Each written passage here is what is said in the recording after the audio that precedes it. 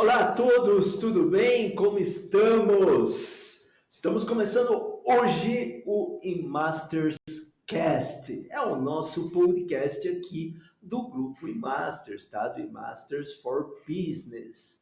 E para começar, a gente convidou uma pessoa muito especial. Mas antes de chamar ele aqui para o palco, eu quero conversar com vocês sobre o portal eMasters. Então, acessa lá o portal eMasters, segue nosso YouTube, segue nosso Instagram, tá bom? A gente tem muitas novidades e esse podcast vai ser mensal, onde a gente vai trazer pessoas incríveis para conversar sobre assuntos que vocês não fazem ideia. Vocês acham que a gente vai só conversar sobre TI, só sobre tech, só sobre linguagem de programação? Está enganado. A gente vai conversar sobre várias outras coisas que estão correlatas, mas que normalmente as pessoas não conversam em podcasts de tecnologia. E hoje a gente vai começar com uma pessoa muito especial. Eu considero ele um amigo, espero que ele também me considere um amigo dele. A gente se conhece há muito tempo e, infelizmente, os percalços na vida faz com que a gente não consiga conversar tanto quanto a gente gostaria, mas é um cara espetacular e eu vou chamar ele aqui para o palco agora, o nosso amigo Ítalo. E aí, garoto? E aí, Como é que você gente, tudo tá? bem? Estou ótimo, estou muito feliz de estar aqui com você. Obrigado pelo Legal. convite. E, pô, tô animado para essa conversa aí. Tem muita coisa para Obrigado trazer. a você por ter aceito esse convite, cara. O Ítalo é uma pessoa maravilhosa e eu não vou apresentar o Ítalo. Eu gostaria que você, Ítalo, falasse um pouquinho da sua história, um overview rápido da sua história, pode ser? Claro, claro. Bem, eu trabalhei sou desenvolvedor, né? Trabalho aí com desenvolver. Vai fazer 10 anos que eu trabalho com desenvolvimento de software. E aí, todo esse tempo aí, trabalhei em diversas áreas. Putz, já foi front, back-end, infraestrutura, já trabalhei com machine learning, mas a maior parte do tempo foi back-end e a maior parte do tempo foi Node.js, né? E atualmente eu estou trabalhando na Meteor, eu trabalho com open source, então open source tem aquela fama de putz, ser algo aberto para todo mundo contribuir, mas não, eu sou pago para trabalhar com open source e contribuir num framework diariamente. Pô, que super! E me conta aí, que framework é esse e qual a linguagem que você usa nesse framework? Você falou Node.js, acredito que é alguma coisa de JavaScript, né? Perfeito, perfeito. Bem, o Meteor.js ele é um framework já super bem estabelecido. Ele é um framework que tem como base ser real-time. Então, ele é um framework para que você construa aplicações full stack em real-time. Para que você não precise ficar se preocupando com gerenciamento de conta, você não precisa ficar se preocupando com gerenciamento de conta, com autenticação, com toda a questão de logs e real-time. Ele já entrega tudo para você e você foca somente no desenvolvimento das features em si e no desenvolvimento do seu produto, né? Então, hoje é um framework que acho que, se eu não me engano, já tem uns 15 anos, né? É um framework bem antigo, bem famoso. A gente já tem super estável. A gente tem aí ele sendo utilizado em diversas grandes empresas, por exemplo, a Rocket Chat, uma das maiores empresas de chat open source que nós temos aí no mercado, utiliza esse framework. E, bem, a gente tem uns 40 mil stars lá no GitHub. É, é um framework bem grande. Legal. Para quem quer saber, o nome é Meteor, de meteoro, tá? E a gente vai deixar os links para vocês do GitHub e tudo mais, para quem quiser aí. É open source, então se você quiser fazer aquela contribuiçãozinha marota ali no GitHub, tá ali disponível, né, Ítalo? E por que Ítalo JS, cara? O que é esse JS aí? Conta para mim. Cara, o JS é engraçado, porque muita gente acha que é de JavaScript, porque eu trabalho com JavaScript, né? Mas não, é de José. E aí, assim, eu basicamente, o meu nickname, ele foi. Meu nickname, minha profissão, foi o destino. Não, é o destino. O universo conspira, cara. Não adianta, o universo conspira. Agora me fala, JavaScript, né? Cara, quando eu comecei com JavaScript, eu sou dinossaurão da TI, né? Então eu comecei com JS, com JavaScript lá nos 96, 97, alguma coisa assim, será? Eu lembro que eu usava, ou 95, acho que foi 95. Eu usava nas páginas web que eu escrevia na época, logo que a internet chegou aqui no Brasil, a internet aberta, né? Eu usava antes no meio acadêmico, mas depois abriu aqui no Brasil e eu usava para guardar cookie, para guardar o nome da pessoa e chamar a pessoa pelo nome, tocar musiquinha, MIDI, né? Lembra do MIDI? Plim, plim, Sim, sim, é, lembro. aquilo lá e tal. E eu usava para isso. E depois eu comecei a usar o jQuery, que eu achei que era maravilhoso, fazia umas coisas legais, rastrinho de mouse e tal, aquela palhaçada Já foi toda. maravilhoso. Já foi. E aí, meu, JavaScript hoje, caramba, que evolução, cara. Hoje em dia, quem não sabe JavaScript é raro, né? Não, de fato, o JavaScript ele sofreu aí uma grande evolução, né? Acho que eu até me arriscaria a dizer que foi uma das linguagens que mais evoluiu com o tempo e mais se transformou com o tempo, né? A JavaScript, ela originalmente era uma linguagem script, né? Então você constrói ali o seu script, ele é interpretado, né? Não é compilado e beleza. A princípio ele era utilizado ali somente nos browsers, né? E bem, com o advento do Node, né? O que que é o Node? O Node basicamente é uma plataforma baseada no Chromium. Então, JavaScript rodava no Chrome e em diversos outros navegadores. E aí, um abençoado foi lá, pegou o motor, né, do Chromium, extraiu ele para que te permitisse rodar JavaScript na sua máquina, né, diretamente ali na plataforma que não era necessariamente um browser. E aí, bem, a partir daí, a gente começou a ter diversas. Bem, isso abriu portas para muitas coisas no JavaScript, né? Hoje o JavaScript ele roda aí no desktop, ele roda também interpretado para mobile, banco de dados, aplicações web, todo tipo de aplicação o JavaScript consegue rodar, né? Claro, dependendo ali desse runtime, que no caso, quando o Node, né, que foi extraído ali do Chromium, ele para desktop ele vai rodar ali em cima de uma V8 e bem, no mobile não necessariamente ele vai rodar em cima da V8, ele vai rodar em cima de um outro runtime, né? E bem, depois disso, a gente começou a ter. Acho que foi a partir daí, eu poderia chutar, né? Que a partir daí a gente começou a ter os desenvolvedores full stack, porque com a mesma stack, o JavaScript, você conseguia desenvolver o back-end, o front-end e o banco de dados, né? Então, utilizando o Mongo ali no NoSQL para utilizar JavaScript no NoSQL, o JavaScript no Node rodando num servidor e o JavaScript também no front-end, né?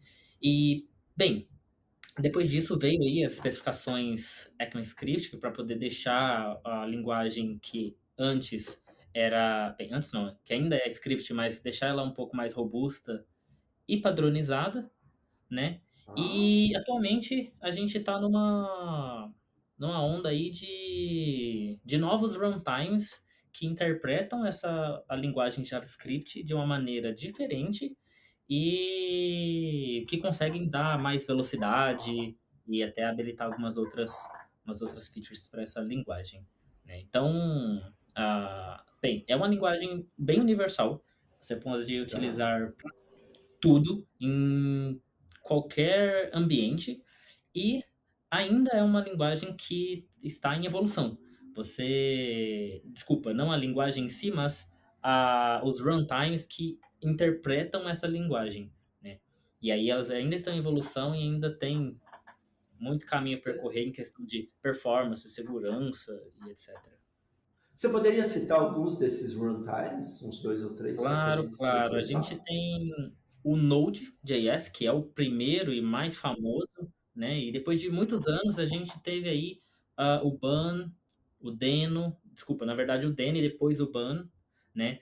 E o que seria esses runtimes, né? Como eu comentei antes, o browser ele tem um motor que entende essa linguagem, né? O que é esse motor?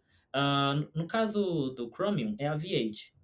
A V8, ela é um software escrito em C++ que vai pegar o seu script, vai ler o seu script, vai transformar esse script em C++, em C++ e então vai executar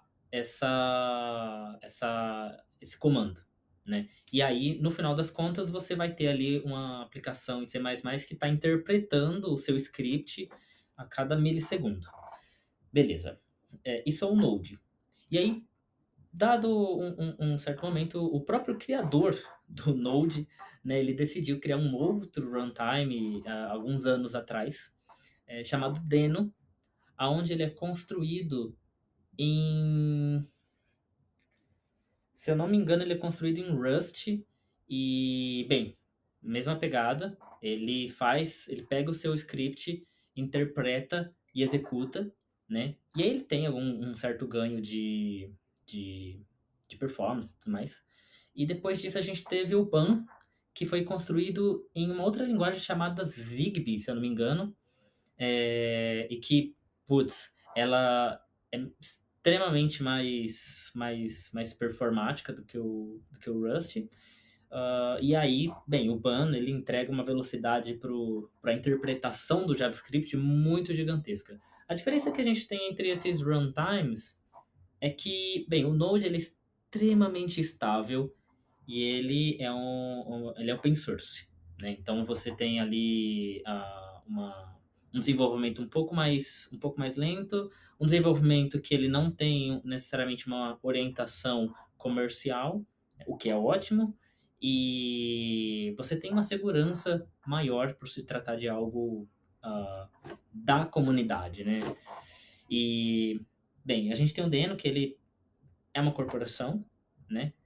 O projeto é open source, mas tem uma corporação por detrás. Isso muda algumas diretrizes quanto a algumas decisões de suportar algumas ferramentas ou outras não, né?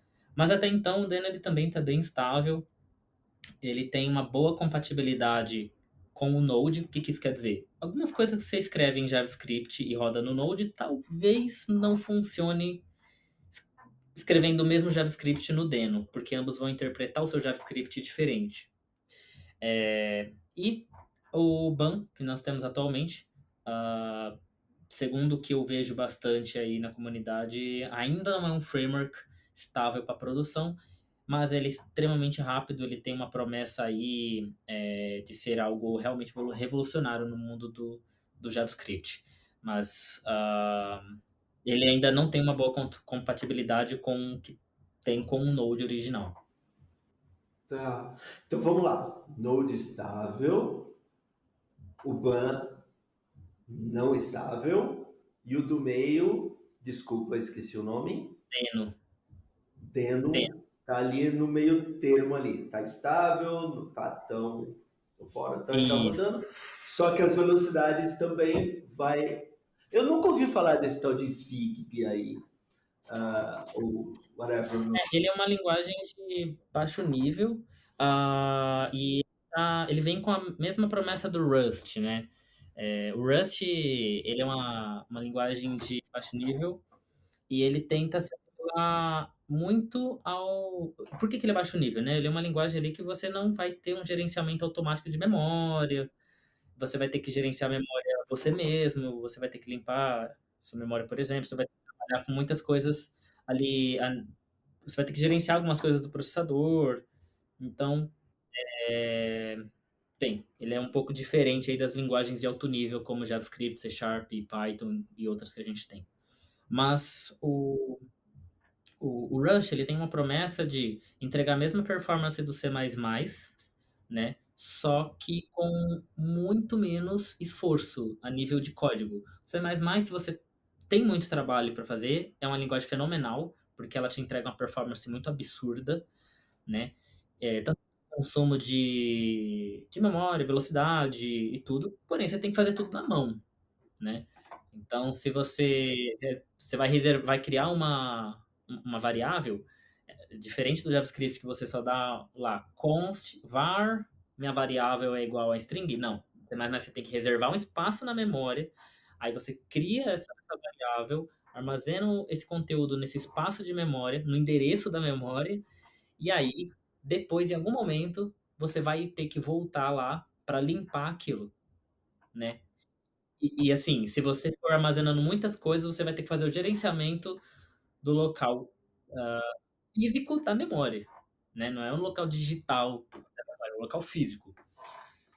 Então, o Rust ele vem com a promessa de entregar performance do C++ com um pouco mais de facilidade na hora de desenvolver, né? Então, você ainda tem que fazer um gerenciamento de memória, mas ele te dá umas grandes facilidades. E o Zigbee também tem essa promessa, só que ele é bem mais enxuto do que o Rust e é uma linguagem que consegue entregar uma performance bem superior ao do Rust.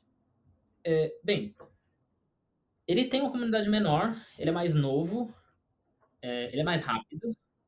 Então, por enquanto, não entra na questão de quem é melhor ou não, né?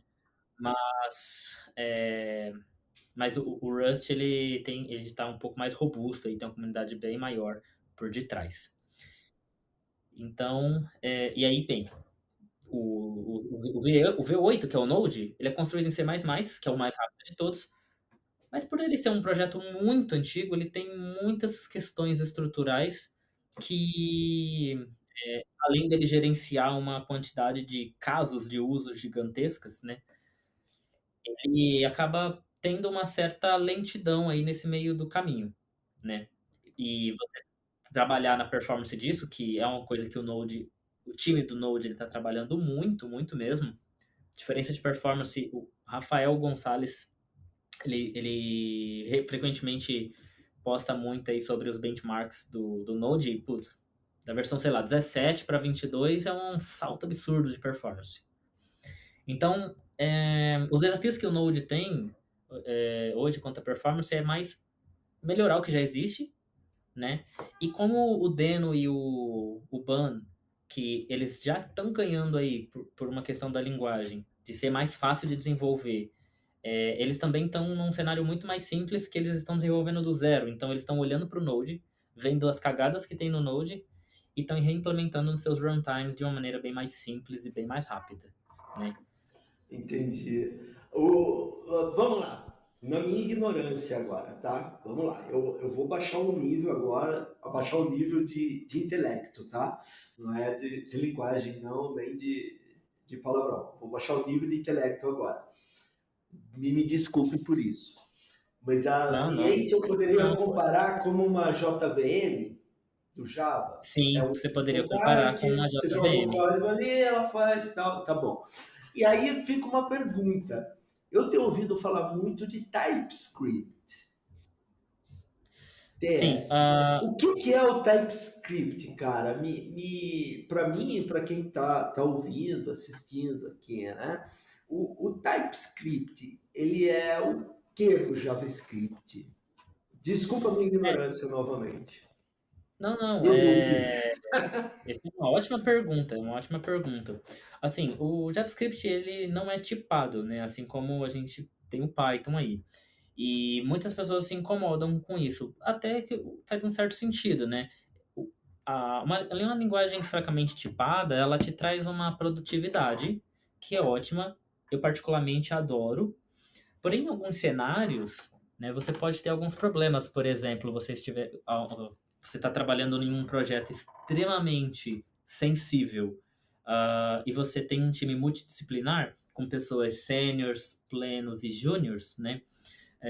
Numa linguagem e principalmente uma corporação que vamos colocar aí o Itaú que tem mais de 5.000 desenvolvedores né? Então, como é que você garante ou como é que você mitiga erros pequenos de tipagem, erros de digitação, porque o JavaScript ele vai te permitir digitar uma variável que não existe, por um erro de, às vezes pode trocar uma letra e esse código ele vai ser o que a gente chama de buildado, né? Ele não é compilado, mas ele vai ser interpretado e só no momento em que você for utilizar aquela variável é que o V8 vai falar: opa, tem alguma coisa de errado aqui, essa variável não foi criada, não existe, e você está tentando usar ela. Vou parar o software. Pum, software Erro fora de do ar. runtime, que a gente vê sempre isso. Exatamente, erro de runtime, exatamente.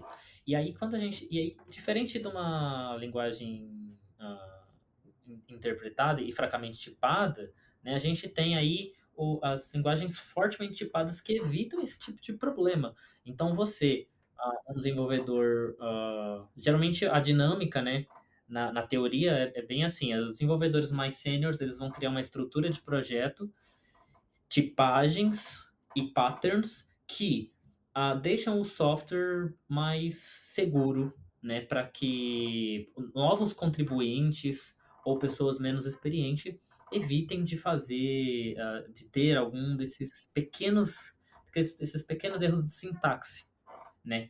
Então, você, para uma empresa global, para uma empresa do tamanho do Itaú, linguagens fortemente tipadas, elas são essenciais, né? E o TypeScript, ele é um superset do JavaScript. Então, o que isso quer dizer? Você vai escrever em TypeScript e aí, bem, a gente tem dois momentos. Primeiro, o TypeScript sempre foi um superset onde você consegue escrever TypeScript e aí existe um compilador, né?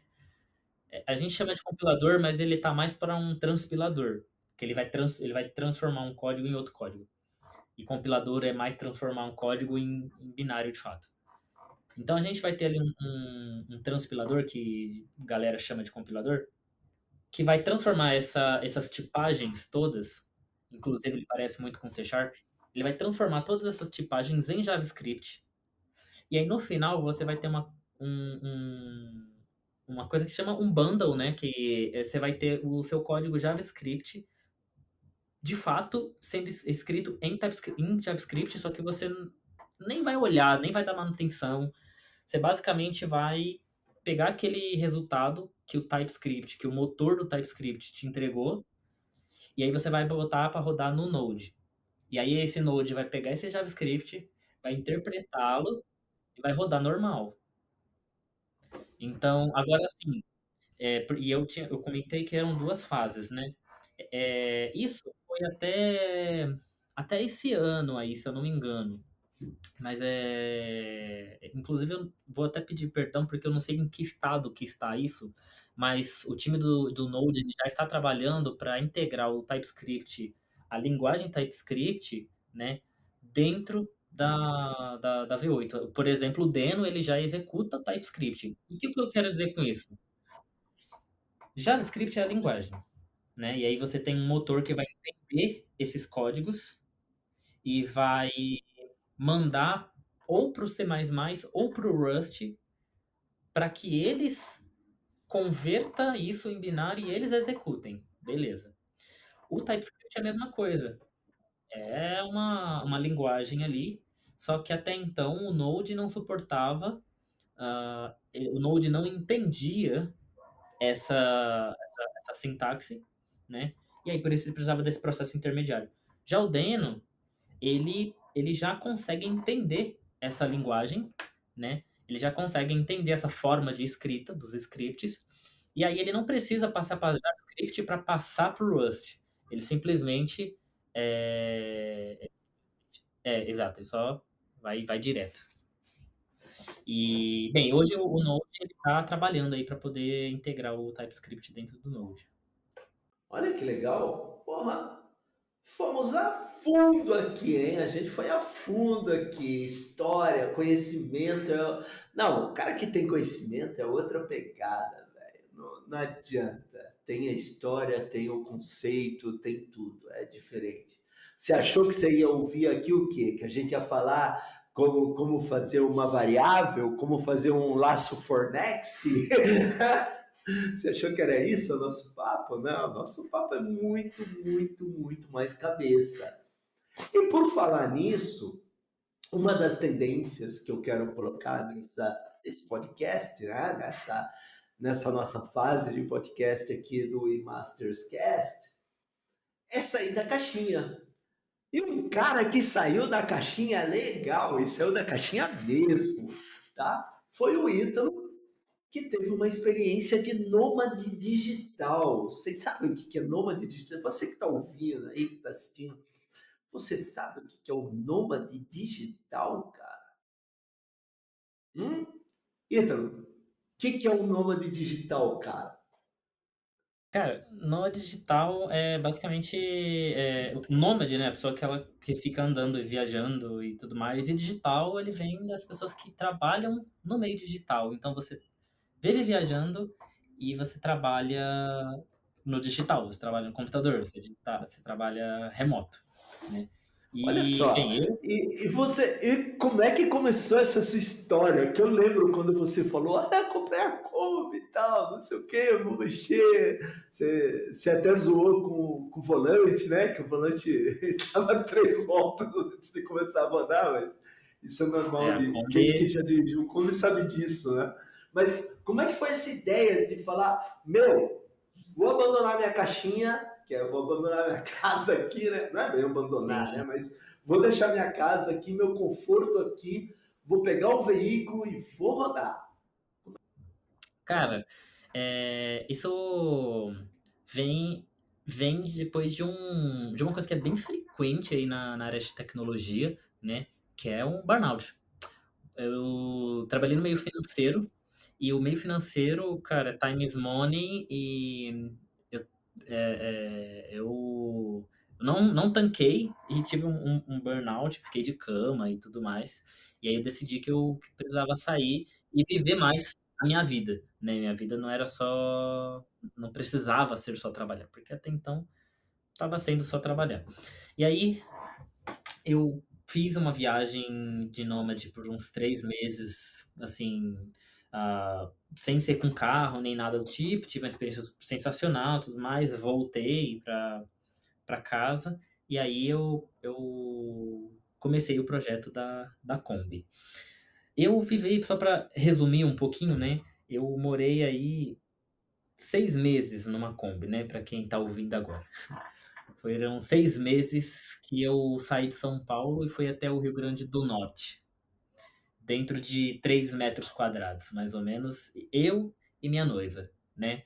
E ambos trabalhando. A gente não parou de trabalhar. A gente viajava com a Starlink, e aí a gente tinha uma rotina onde a gente parava numa cidade, a gente ficava o meio de semana nessa cidade, viajava de sábado, descansava domingo e ficou nessa pegada durante 6 meses.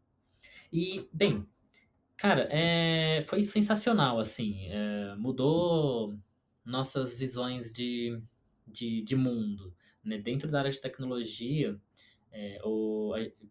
principalmente em São Paulo, né? Acho que essa minha mudança de enxergar o mundo tem impacto vem desses dois pontos aí, né?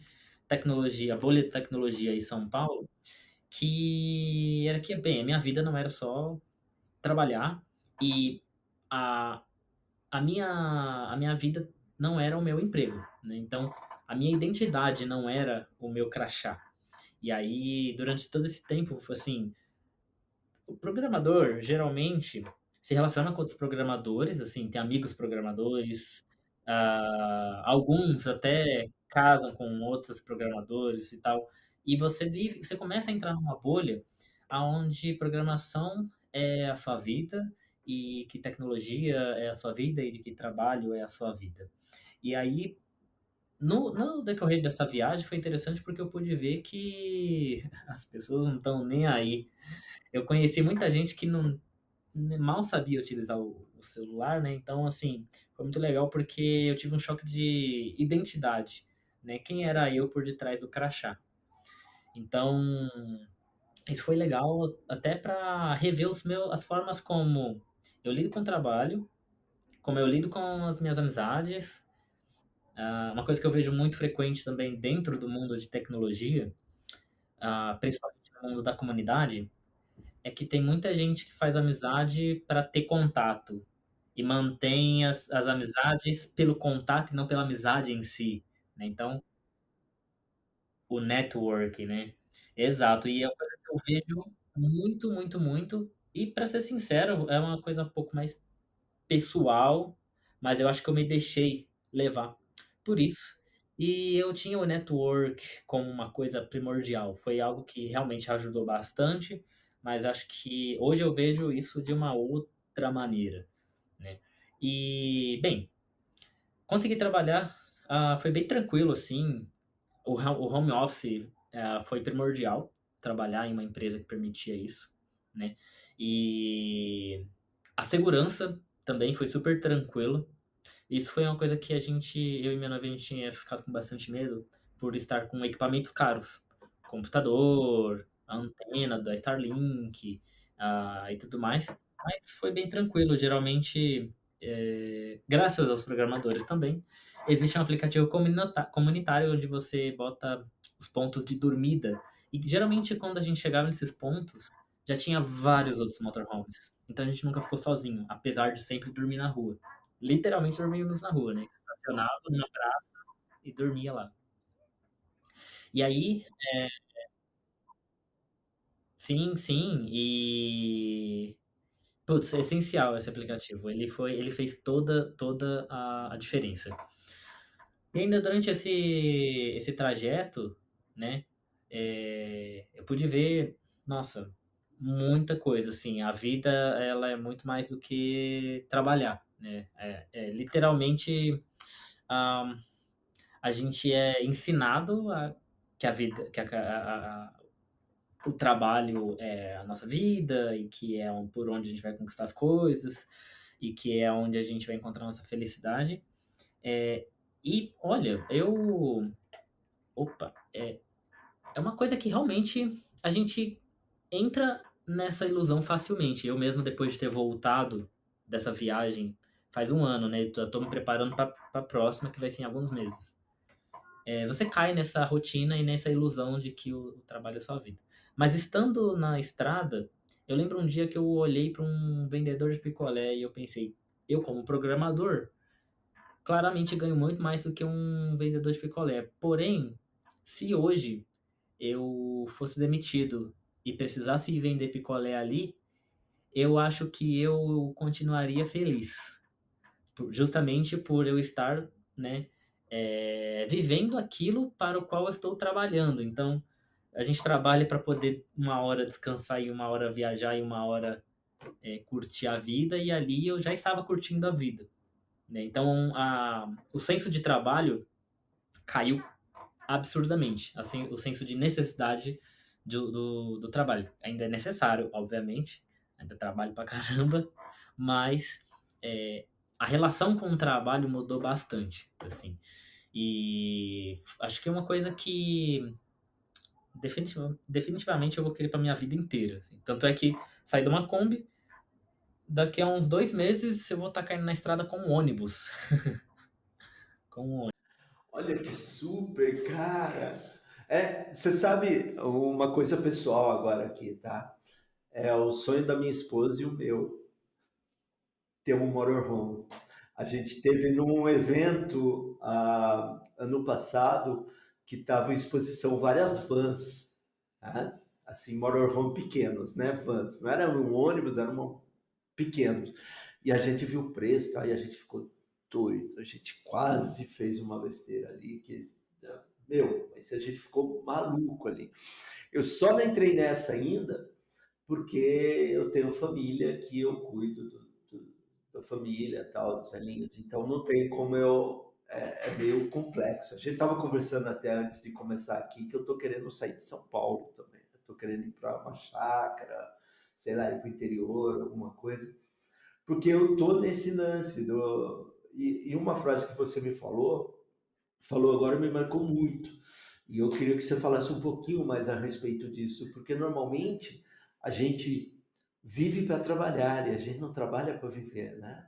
A gente inverte aí, a gente acha que. E outra coisa que você falou também que me pesou aqui na hora que eu ouvi, não sei se vocês estão ouvindo, também tiveram a mesma sensação, mas na hora que você falou que morando em São Paulo, o trabalho é sua identidade, né? O seu crachá é seu... O cara chega e te pergunta: Oi, eu sou o John. Ah, tá. O que que você faz da vida? Qual empresa você trabalha? Tal. Já quer saber do seu sobrenome corporativo e tal. Eu via muito isso quando eu morei nos Estados Unidos, né? Numa área específica dos Estados Unidos lá.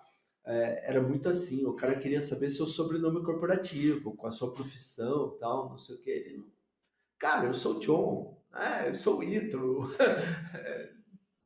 Exatamente, exatamente. Eu na estrada, eu percebi isso quando eu voltei, que eu comecei a olhar as conversas dos meus grupos de amigos e tal. E eu percebi algumas coisas. Ahn, Todos os grupos, eu tenho grupos de amigos em diversas áreas, mas todos eles, em algum momento, falam ou citam do trabalho, todas as vezes.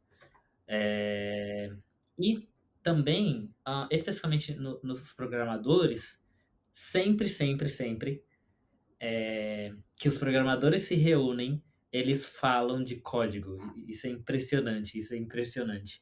E assim, isso acaba sendo algo super sutil, mas tóxico e a gente não percebe, que é sempre te lembrar o trabalho e sempre colocar o trabalho como centro não só da sua vida, mas também das conversas, centro das amizades, centro das suas conexões.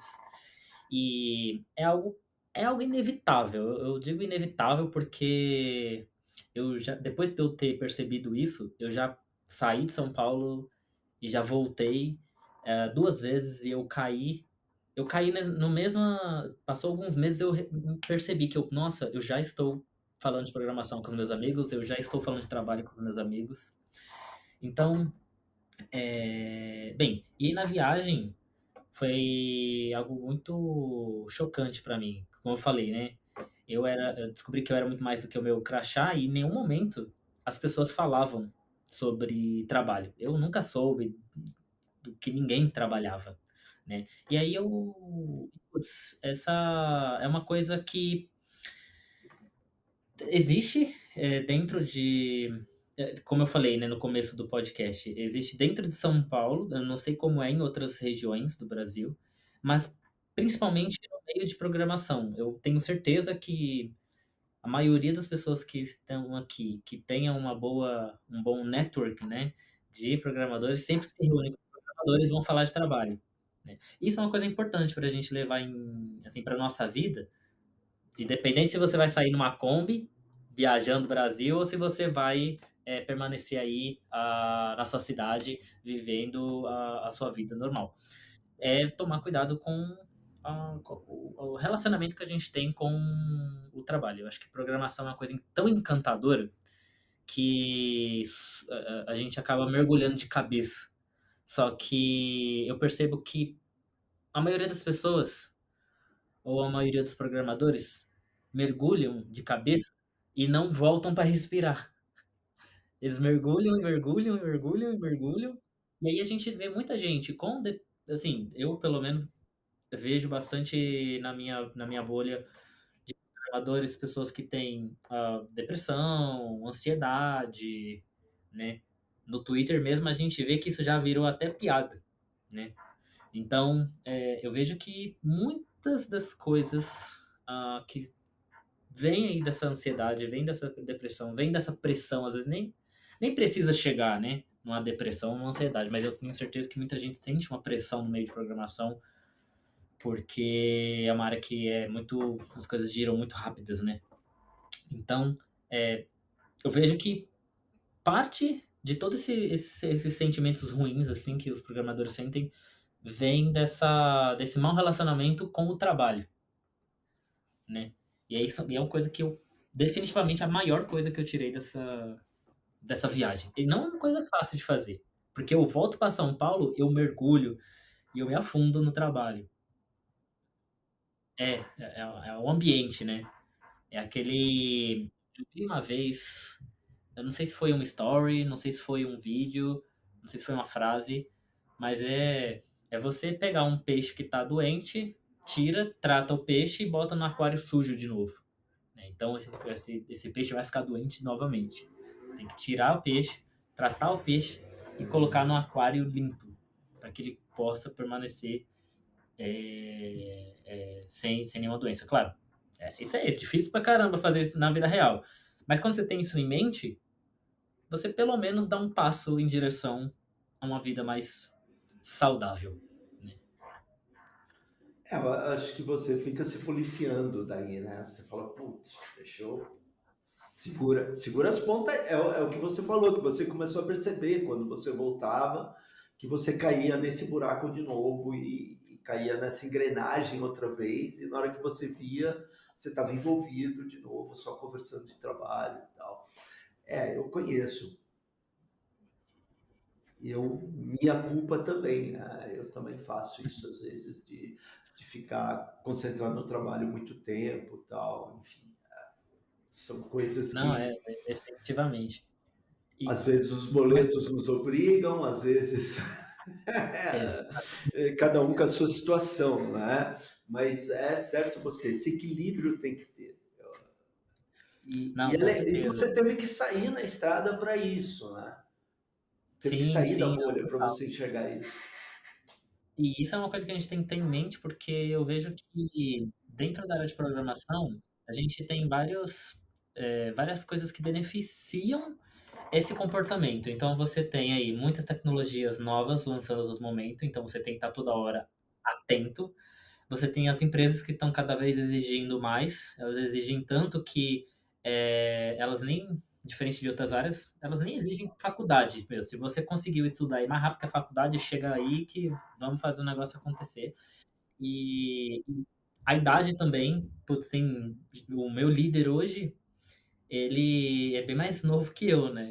Já tá num nível acima. Então, essa questão de idade versus experiência versus conhecimento é uma coisa que também não está relacionada. Então, também cria mais um sentimento de pressão e corrida contra você mesmo e você contra o mercado.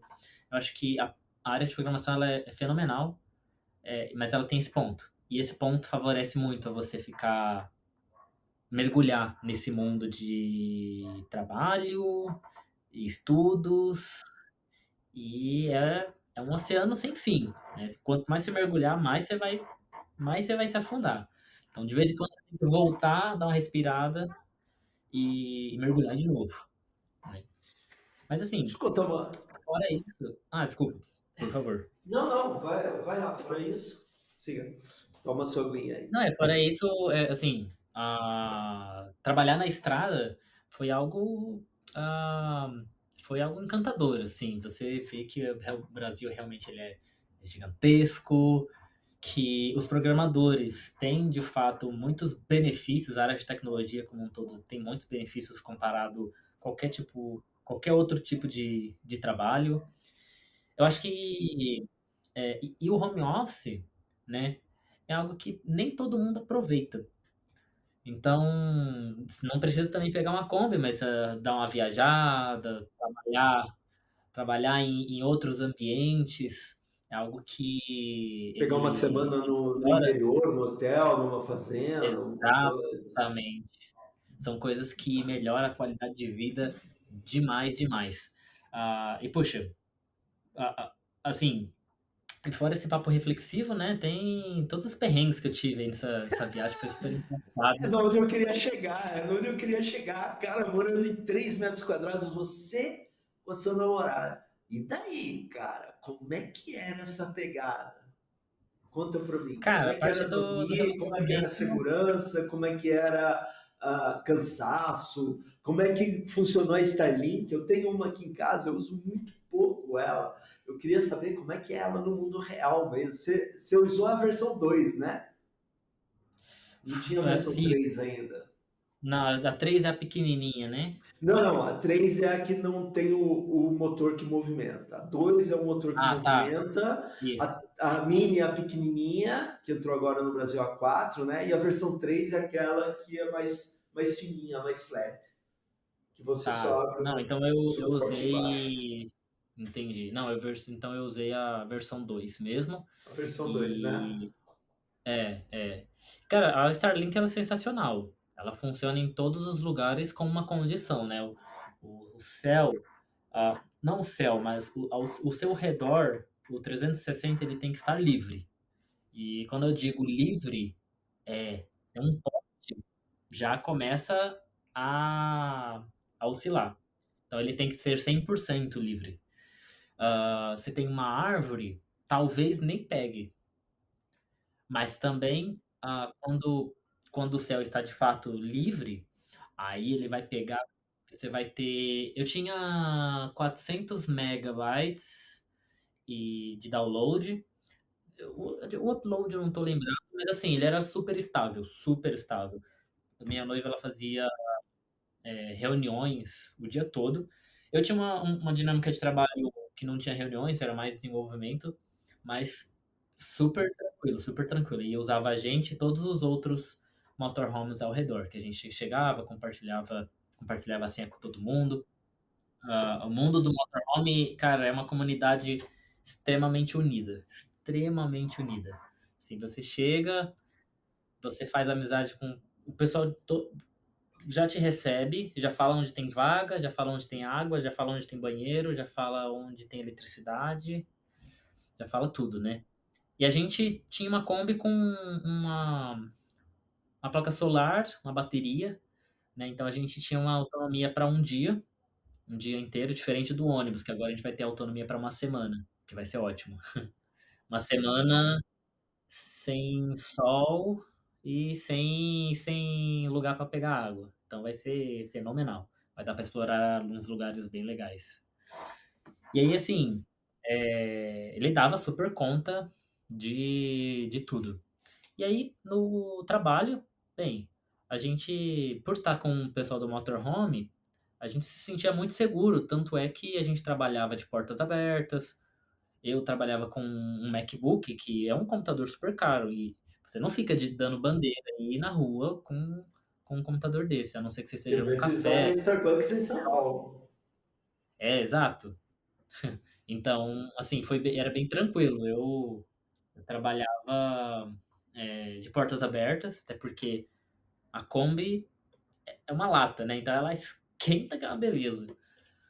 Então a gente trabalhava de portas abertas, era super, super tranquilo. Era portas abertas e pé na areia, assim. Eu acho que eu fiquei uns 6 meses sem colocar um tênis. Acho que era Uau! só Sonho era de só chinelo e consumo. descalço, chinelo e descalço. Sim, não, foi Que bem legal. bem foi um sonho realizado. Que E legal, é cara. a dinâmica do trabalho, como a gente tinha internet, né, a gente colocou ali o trabalho como prioridade, porque a viagem ela não poderia ser o motivo de qualquer tipo de problema com a empresa, né. Então, se você receber qualquer tipo de feedback de performance, eu não poderia estar relacionado à viagem. Então a gente isso tanto na viagem de Kombi, acho que como uma outra viagem que você pode fazer aí sendo nômade digital, colocar o trabalho como uma prioridade principal. Não o trabalho como o centro da sua vida, mas o trabalho como uma prioridade da sua vida. Isso é muito próximo, mas é diferente. E aí, a gente sempre, ah, por exemplo, a gente viajava de sábado para que a gente pudesse chegar num local, testar a internet, testar se dava para trabalhar e tudo mais. Aí domingo a gente relaxava, conhecia o lugar e tal, e a gente no meio de semana começava a trabalhar ali das 9 às 6, das 8 às 5, tranquilo, fazia o nosso horário de almoço certinho, né? E aí, bem, uma pessoa trabalhando, desculpa, uma pessoa viajando como nômade digital, eu acho que no modo. Se você estiver viajando em hostels, hotéis, coisas do tipo, acho que rola super tranquilo, uma pessoa sozinho. No motorhome para trabalhar, eu aconselho 2 porque a dinâmica, algumas vezes alguém vem falar com você, às vezes você precisa resolver alguma coisa, e aí é, uma pessoa consegue resolver para você enquanto você está numa videochamada, ou enquanto você está fazendo uma coisa importante, né? Então, a dinâmica de ter mais uma pessoa ali na combo foi super importante. Apesar de não ter sido fácil, porque quando brigava não tinha para onde ir. Se um fosse pro quarto e outro fosse pra cozinha, eles estavam a 30 centímetros de distância. Ah, shit. Então, assim, a Kombi, ela Pô, tinha cozinha, escritório, tinha sala para comer, tinha cama e tudo isso em 3 metros quadrados. putz, Então cara. era tudo muito, É muito o próximo. Então, minimalista no último da palavra, né? exato. E a gente não podia nem comprar coisas na estrada, porque não tinha onde botar. Me Era conta aí, engraçado. dos perrengues da Kombi. Furou pneu, deu problema no motor, revisão mecânico. Como é que é você tá na estrada com o veículo sem conhecer a região, mapas? Como é que Cara, foi essa parte? quanto ao carro em específico, né? Acho que quem aí quiser fazer essa viagem vai ter diversas opções de carros e veículos, desde carros mais novos até carros mais antigos. No caso, eu optei pela Kombi, porque na época era o que eu podia pegar agora, né? Então, eu tinha um planejamento para pegar uma van e tudo mais, e minha noiva, ela tem uma ideia, não, vamos fazer um teste numa Kombi, é algo que eu troco o meu carro atual por uma Kombi e a gente vai e faz isso acontecer, show de bola. Certa ela, cá entre nós. Sim, não, total, eu acho que Test drive, você não vai começar com ônibus. exatamente. Bem, eu saí só sabendo ver água e óleo e eu voltei um mecânico. Assim, pra mim é super engraçado esse tipo de perrengue, eu acho engraçado, ah, e assim, acho que quebrou todas as viagens. Teve problema de pneu rasgado, teve problema de superaquecimento, teve problema de furo no tanque, teve problema de gasolina ruim, e cada coisa é uma forma de solucionar diferente. Graças aos grupos de WhatsApp e YouTube, eu consegui resolver todos, até porque eles quebravam em lugares que eu não tinha amparo, não tinha um mecânico, parava no meio da estrada. Então eu tinha que parar no acostamento e me virar. Então, é, assim, e quando eu chegava no mecânico, o pessoal via que eu era novo e também que eu tava de passagem. Então eles inventavam uma história super maluca, me cobravam um preço absurdo, me metia a faca e às vezes nem resolvia o problema. Bem, eu tive muitos, muitos problemas, assim. E o mais legal, cara, isso é sensacional. A Kombi, tem um clichê, né? Você resolve, Kombi Fusca. Você resolve tudo com chave de fenda, alicate e arame. E foi exatamente isso. Eu resolvi tudo. No meu caso, não era arame, É, o era ônibus vai ser improvisado. diferente. O ônibus vai ser diferente. Eu espero. Porque, quer O dizer, ônibus vai ser bem mais tranquilo. o ônibus também já me deu umas dorzinhas de cabeça. Eu tô me virando mecânico de motores Motor a gasolina diesel agora. e diesel também, é. Não, eu tô Que comendo diesel, super, cara. bebendo os diesel no café da manhã agora. Mas assim, teve muitos, muitos perrengues, mas problemas de segurança, e coisas do tipo a gente não tinha, o que foi ótimo, assim. A gente ficou bem, bem tranquilo. A única vez que a gente ficou com medo mesmo foi um dia que eu, sem querer, peguei uma estrada que era de barro e não tinha iluminação e não tinha ninguém morando. E aí eu fui fazer minha volta, a Kombi ela parou assim, atravessada na estrada, e aí começou a vir uma galera de longe. Assim, eles iam vir para ajudar, mas até a gente descobrir que eles iam vir para ajudar, a gente achava que eles iam vir para roubar nós. São Paulo. Mentalidade de São Paulo. E, nossa, você citou um ponto interessantíssimo. Mentalidade de São Paulo. Em São Paulo, é muito frequente, é muito comum a gente ficar com medo de sair na rua e alguém roubar a gente não fica. Eu mesmo vou olhar o celular, eu entro dentro do estabelecimento, né? A gente fica sempre atento para ver se não tem ninguém vindo atrás, bem, coisas assim.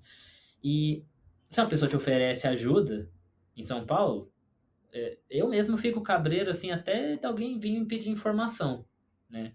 Alguém vem me pedir informação, eu dou informação, mas eu fico atento ao redor para ver se não tem ninguém além dessa pessoa. E beleza. Saindo de São Paulo foi um choque porque a gente parou em São Tomé das Letras, onde foi a primeira vez que a Kombi quebrou, e muitas pessoas vieram ajudar a gente a colocar a Kombi num cantinho, numa ruazinha lá. E no outro dia, né, um cara, ele veio oferecer pra gente carona no carro dele, pra gente rodar todos os mecânicos de domingo, que estavam fechados, e ele ia lá, tocava a campainha do mecânico, explicava a situação, e, bem, e a gente entrou no carro dele e tudo mais, um desconhecido, e ele super ajudou a gente. Beleza, a gente ficou super agradecido. Então, já na próxima cidade, que ainda foi em Minas Gerais, a gente estava em. Puxa, era próximo em Tiradentes.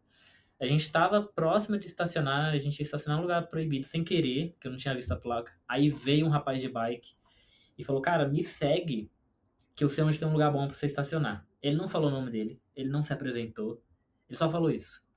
E aí, beleza. Fui, ele poderia estar me levando para algum beco, para algum lugar sinistro, mas eu fui seguindo ele estava de bicicleta e tudo mais, e ele me colocou numa praça que estava bem cheia, né? E aí ele explicou para os policiais da região, né, a minha situação, tipo, o cara tem motorhome, tá precisando estacionar, não sei o quê. Os policiais deixou eu colocar o motorhome dentro da rodoviária e os policiais falaram que iam ficar observando meu motorhome e era para eu ir passear. Aí eles deram o horário, falaram, ó, a gente vai ter que sair daqui, acho que era 7 da noite, vocês voltem às 7 da noite. A gente ficou de cara. E isso aconteceu muitas vezes. A gente tomou banho em casa, assim, a Kombi, ela tinha uma barraca e a gente tomava banho. No começo a gente tinha um chuveiro, mas a gente descobriu que gastava muita água. A gente gastava 10 litros mais ou menos para tomar um banho, um belo banho. A gente achava que estava arrasando. E aí a gente descobriu que tinha gente que tomava banho com 2 litros numa garrafa, numa garrafa PET. E aí a gente descobriu as técnicas e realmente dá para tomar um belo banho. Um banho assim, você toma um banho bem tranquilo e ainda sobra água para você jorrar à toa no seu corpo, apenas com 2 litros. Tá. E aí, assim, Caraca, é impressionante. E aí, impressionante. a gente, de vez em quando, a gente tava cansado de tomar esse banho, esse banho especial, e aí a gente conhecia pessoas no decorrer da viagem que abriam a casa deles pra gente tomar banho, aí faziam café pra gente. Às vezes a gente ia passear, como a gente estava em locais muito remotos e não turísticos, a gente tinha acesso muito a passeios de barco por um preço mais acessível. E aí a gente fez bastante, né? E aí a gente aproveitava também, tomava banho lá no barco, era sensacional, assim. Eu tomei banho, acho que em diversos lugares, né? Fui casa das pessoas, na rua dentro da barraca, naqueles chuveirinhos de praia, em barcos, ah, tudo quanto lugar quando você imaginar, já me banhei. Olha só, cara. E esse lance do interior é interessante, né? Eu nasci e fui criado no interior, tá? E isso acontece mesmo. Eu sou numa cidadezinha bem pequena e as pessoas entravam e pediam informação. Pô, eu quero uma informação, onde é tal lugar, tal, e cidadezinha pequena. Você até conhecia a pessoa que ele ia na casa de. Ah, mas você vai na casa de quem? Eu vou na casa do fulano. Ah, segue eu aí, vamos lá. Ah, levava o cara até a porta, tal, não sei o quê. É uma coisa que tem essa confiança maior, né, das pessoas, tal. Tá perdendo um pouco em alguns lugares, né, alguns estados está perdendo isso, mas é muito interessante. As pessoas aqui de São Paulo não fazem ideia, cara, do que é isso, tá? Sim, A nossa, sim. gente morando aqui em São Paulo, eu tô aqui, tô conversando com você aqui na câmera.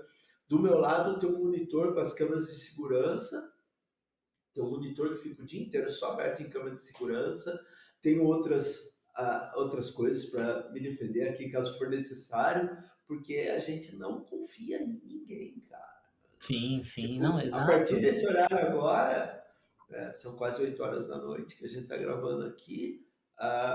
Passou moto meio devagar na rua, deu uma olhada para o portão, mas parou assim, alguma coisa. Você já, opa, o que está acontecendo ali e tal. É uma desconfiança que é horrível, cara. Não, É exato, horrível. exato. E assim, é uma coisa que eu, pelo menos, descobri que nessas cidades. Assim, eu descobri muito que em capital isso é muito frequente. São Paulo e Rio de Janeiro são de longe disparados, assim, os mais. Na verdade, ó, São Paulo, Rio de Janeiro, Salvador e Recife foram os locais que eu tive esses sentimentos, né? Essa sensação. Essa Aham. sensação. E um pouco em Natal. Ah, mas, poxa, todas as outras cidades, em especial as de interior, você descobre a humanidade. Você descobre as pessoas que são humanas de verdade, né? Que você pode confiar. Isso cara, é sensacional, é sensacional. Inclusive, é um dos principais motivos por eu gostar tanto de viajar e aproveitar essa vida home office que a gente aqui no meio de tecnologia tem. Porque esse ambiente das grandes capitais, assim, até certo ponto, bem, eu já conheci pessoas que as capitais elas fazem mais bem do que mal, mas no meu caso, assim, me faz mais mal do que bem. Cada pessoa tem seu modo. Bom, para terminar a pergunta que eu ia te fazer, que eu não preciso mais, né? Porque você já falou aí do ônibus. Eu ia te As perguntar se você próximas, vai né? voltar para a estrada e quando vai voltar para a estrada. Não, vamos sim. A gente trocou a Kombi num ônibus e aí a gente. Que inclusive dirigir um ônibus é mais fácil que dirigir uma Kombi. Você dirige uma Kombi, você dirige qualquer Concordo, coisa. Ah, assim, concordo. só um parênteses. Eu já A dirigi Kombi. Kombi Yeah, é. Nossa. yeah. Kombi, pra quem nunca dirigiu aí, assim, a Kombi é minha paixão, eu adoro, mas pra manobrar eu suava, porque ela é dura e ela é muito folgada. Você dirige jogando o volante de um lado pro outro para poder acertar a Kombi certinho. Não tem suspensão nenhuma, você sente todos os buracos. E ela é um pãozinho de forma na estrada, né? Então ela não tem uma aerodinâmica muito bom, assim. Quando passa um caminhão do lado, você sente ela dar uma chacoalhada. É engraçado, é engraçado. Aí, assim, se você dirigir a Kombi, cara. Fora o câmbio, que o câmbio é um pouco folgado também, assim como o volante. Então, às vezes eu colocava uma marcha, para saber se a marcha foi engatada, eu tinha que dar uma acelerada para poder sentir o motor e ver se ela tinha dado aquele tranco de uma marcha nova. Porque a marcha engatada era tão folgada que eu não sabia se estava no neutro ou se estava engatado. E aí, assim, É o dois tempos, né? é Poxa. engraçado. E aí, a gente vai fazer, a gente está trabalhando nesse ônibus, tá fazendo os móveis e tudo mais, arrumando umas coisinhas de mecânica. Esperamos sair aí em agosto, que é uns 2 mesinhos, já Final de colocando ano tudo vai estar na para estrada. alugar. Sim, a ideia é ficar um ano aí na estrada, pelo menos. E aí, a gente quer chegar no Maranhão e aí, no decorrer aí dessa viagem, eu vou tentar explorar um pouco mais as comunidades locais, vou tentar me conectar mais com as pessoas aí de tecnologia do Brasil, né? Acho que vai ser uma coisa bem legal. Legal, eu gosto. Eu já fiz meetups, já palestrei em Salvador, Recife, Maceió, tudo. Cara, tem um pessoal espetacular de tecnologia lá pra cima, cara. Tem um pessoal espetacular e que não quer sair de lá por nada desse mundo. Então, certo, Ah, isso. eu acho que, cara, Bahia, Nordeste todo, assim, é sensacional. Eu, particularmente, Não, gosto muito. eles estão certos. E para seguir você, conta aí, quais são suas redes? Porque agora o pessoal vai ficar curioso de ver foto do ônibus. Você está fazendo a documentação? Como é que está acontecendo? Bem, a gente faz todas as postagens na nossa rede social, é a Carolita Casa, né? Esse é o Instagram do Motorhome. Meu Instagram pessoal é italojs underscore. E, bem, para quem quiser aí não só ah, conhecer esse mundo do motorhome, mas para os programadores que estão aqui e quiserem também conhecer sobre o meu trabalho e o mundo open source, né? ah, Se conectem aí me sigam no Twitter, que também é italojs underscore, e no LinkedIn, que é LinkedIn /in /italojs, né? Então, me chamem lá, eu sou super acessível. Quem quiser fazer sua primeira contribuição no mundo open source, eu vou ter o maior prazer de mentorar e te ajudar. E, bem, fazer uma contribuição num projeto grande, como o Meteor JS. Olha só que super, esse convite é bom, hein? Ó, eu vou aproveitar e vou te direcionar uns alunos aí que eu faço mentoria para eles. Eu vou direcionar para Ah, ti. pode direcionar. Porra, vou direcionar para ti.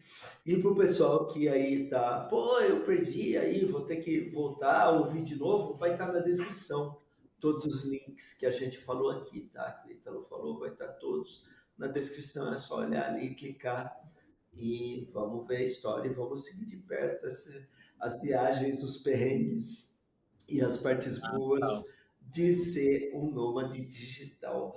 Ítalo, brigadaço, cara, valeu mesmo por participar aqui com a gente, tá? A gente estourou o tempo muito, né, do que a gente tinha Ah, mas o papo tava planejado, muito bom.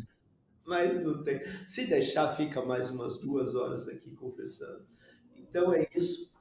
Muitíssimo obrigado, valeu mesmo. Pessoal, esse é o primeiro da série. A gente vai ter vários outros aqui com pessoas extraordinárias como o Ítalo e com histórias também que transcendem o mundo da tecnologia, porque afinal de contas, tecnologia é só um meio. O que a gente está fazendo é realmente para a nossa vida, para a nossa família, é para a gente se divertir, fazer amigos de verdade. Não é isso, Ítalo? Não, Últimas total. considerações? Cara, as considerações que eu tenho aqui é que, bem, não vejam seus contatos como meros networks, promova a amizade sincera ali dentro da sua rede. Não coloque o trabalho como centro da sua vida. Faça o exercício de deixar ele apenas como uma prioridade da sua vida. E eu falo exercício porque vira e mexe a gente, sem querer, o nosso ambiente faz com que a gente veja isso como centro da nossa vida. E aproveite o home office e vá viver, porque se você é do meio de tecnologia, esse definitivamente é um privilégio que não é todas as pessoas que têm. Privilégio, acho que essa é a palavra-chave mesmo do home office. Obrigado, Ítalo, valeu mesmo, obrigado a todos. E a gente vai estar aqui já daqui a alguns dias com o episódio número 2 e um convidado surpresa também para vocês, tá bom? Um ótimo final de dia, meio de dia, começo de dia para todo mundo e a gente se vê no futuro. Valeu!